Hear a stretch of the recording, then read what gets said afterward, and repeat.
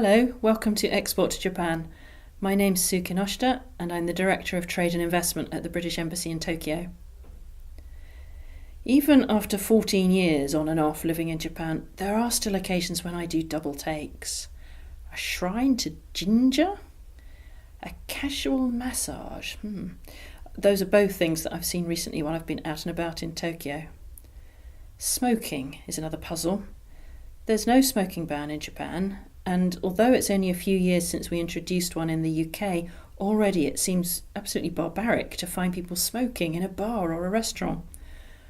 On the other hand, some parts of Tokyo have imposed a ban on smoking outside on the streets, and more than one foreign smoker has been caught out by assuming that ducking outside for a quick smoke is the correct thing to do. Very confusing to be told that actually he needs to go back indoors. Maybe there's some link here with the Japanese cultural notion of setting clear boundaries between the external and the internal. In physical terms, that means taking your shoes off on going indoors, or even when stepping onto the picnic ground sheet. In behavioural terms, it means being civil and correct and perhaps a little bit reserved in dealing with people outside your group, while having really close and supportive relationships with those inside it. Or, going down to the individual level, it can mean keeping your true feelings to yourself, subliminating your personal desires and frustrations for the greater good of social harmony and cohesion.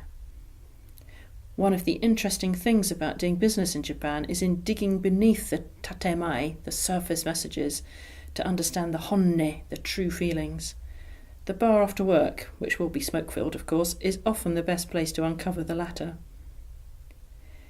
Use of apparently familiar English vocabulary is something else that offers endless head-scratching potential.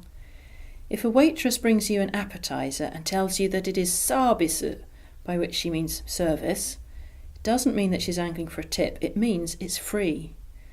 That says quite a lot about the Japanese expectation of service standards. They're part of the deal. They're free, they're not an optional or costly extra. I was also baffled for a while to be accosted by people standing on the streets outside stations with posters depicting animal cruelty or famine victims and asking me to volunteer. Volunteer? To be cruel to cats? To join an aid mission? No, what they meant was that they were collecting money for charity and wanted me to donate. I guess donating is voluntary, but it took me a while to make the connection. If everyday life is full of little surprises, it goes without saying that business throws up some unexpected moments too.